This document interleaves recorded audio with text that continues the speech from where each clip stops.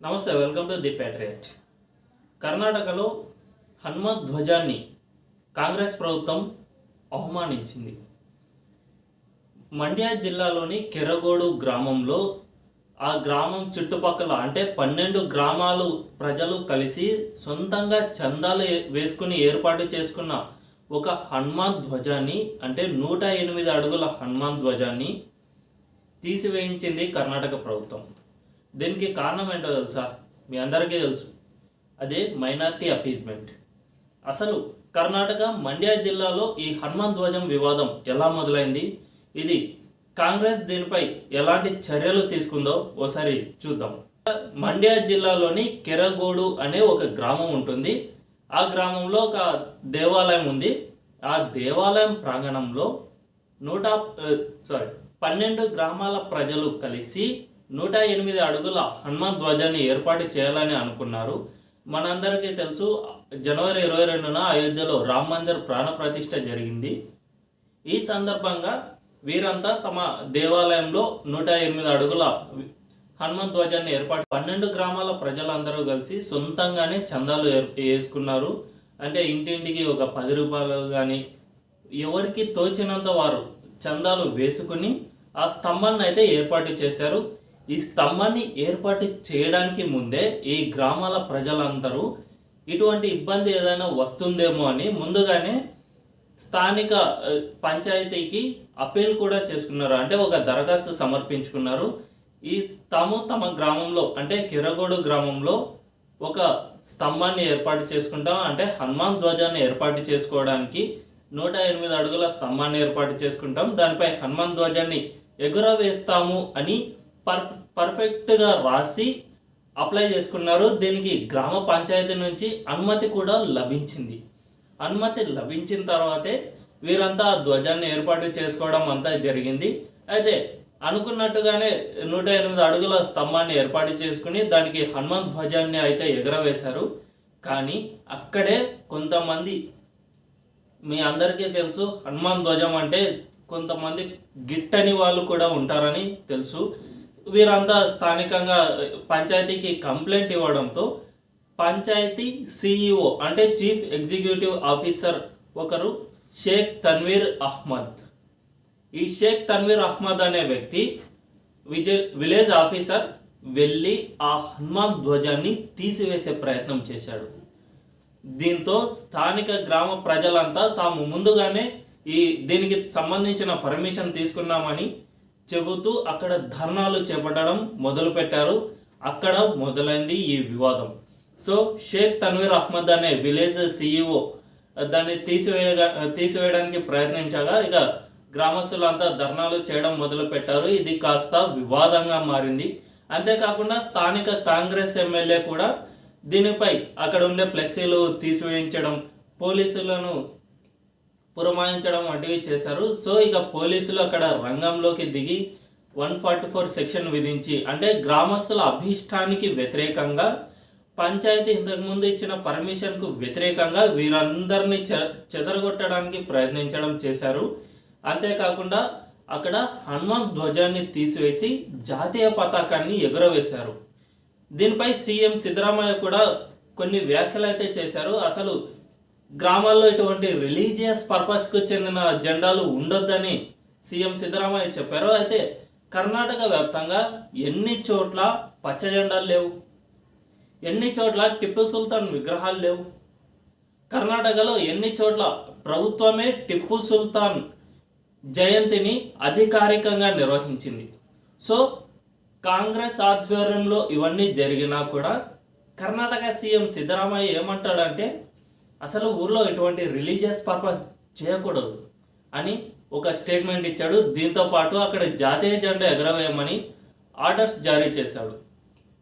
జాతీయ జెండా ఎవరికి అభ్యంతరం లేదు, ఎందుకంటే మనమందరం హిందువులైనా కూడా నేషన్ ఫస్ట్ అనేది మన పురాణాల్లో చెబుతుంది. కాబట్టి మనం మన హనుమాన్ ధ్వజం కంటే జాతీయ జెండాను ఎక్కువగానే గౌరవిస్తాం. కానీ అక్కడ హనుమాన్ ధ్వజం తీసివేయించి జాతీయ జెండా ఎగరవేయడం ఎంతవరకు కరెక్ట్ అనేది ఒకసారి విశ్లేషించుకునే ప్రయత్నం చేద్దాం.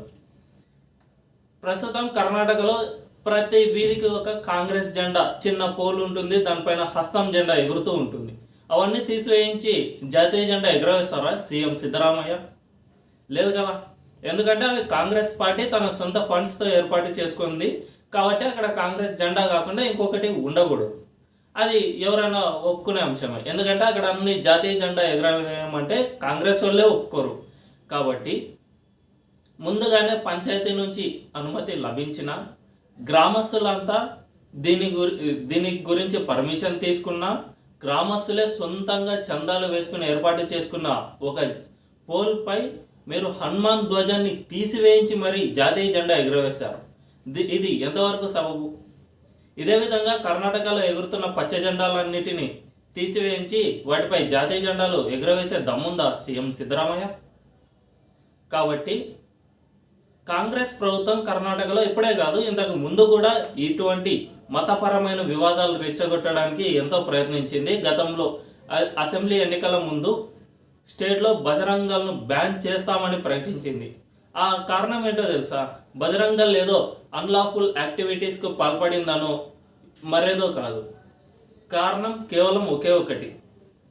సరిగ్గా అసెంబ్లీ ఎన్నికలకు కొద్ది నెలల ముందే కేంద్రం పిఎఫ్ఐపై నిషేధం విధించింది. పాపులర్ ఫ్రంట్ ఆఫ్ ఇండియా దేశంలో ఉగ్రవాద కార్యకలాపాలకు పాల్పడుతున్న ఆ సంస్థ ముస్లిం సంస్థ కాబట్టి దాన్ని నిషేధించగానే మేము కూడా ముస్లిం అపీజ్మెంట్ కోసం ఏదో ఒకటి చేయాలనే కారణంతో కర్ణాటక సీఎం సిద్ధరామయ్య బజరంగ్ దళ్ను మేము బ్యాన్ చేస్తున్నాం, మేము అధికారంలోకి వస్తే బ్యాన్ చేస్తాం, దీనిపై నిషేధం విధిస్తామని తమ మేనిఫెస్టోలో ప్రకటించారు.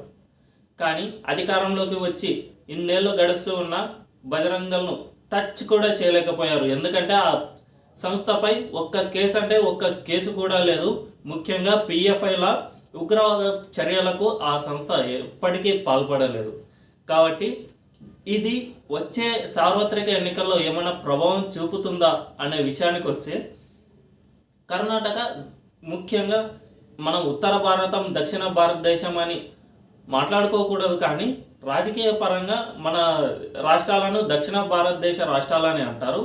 కర్ణాటక దక్షిణ భారత రాష్ట్రాల్లో ముఖ్యంగా మతపరమైన రాజకీయాలు ప్రభావం పొందే రాష్ట్రాల్లో కర్ణాటక మొదటి స్థానంలో ఉంటుంది. ఎందుకంటే ఆ రాష్ట్రంలో మఠాలు చాలా ఎక్కువ, ఆ మఠాల వల్లే చాలామంది ప్రజలు ఇన్ఫ్లుయెన్స్ అవుతూ ఉంటారు. కాబట్టి ఆ రాష్ట్రంలో ముఖ్యంగా మఠాల ప్రభావం, హిందుత్వ ప్రభావం కాస్తంత ఎక్కువ.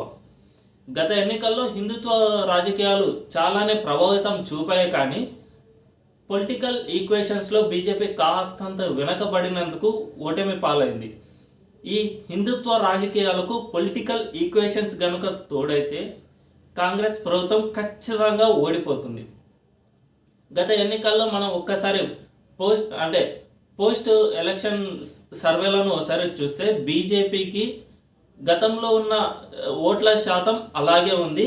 కాంగ్రెస్ ఎలా గెలిచిందంటే జేడీఎస్కు ఉన్న ఓట్ల శాతం కాంగ్రెస్కు షిఫ్ట్ కావడం వల్లే ఆ పార్టీ గెలిచింది అని పోస్ట్ పోల్ సర్వేలో వెల్లడైంది. సో కాబట్టి ప్రస్తుతం బీజేపీ జేడీఎస్ ఒక్కటయ్యాయి.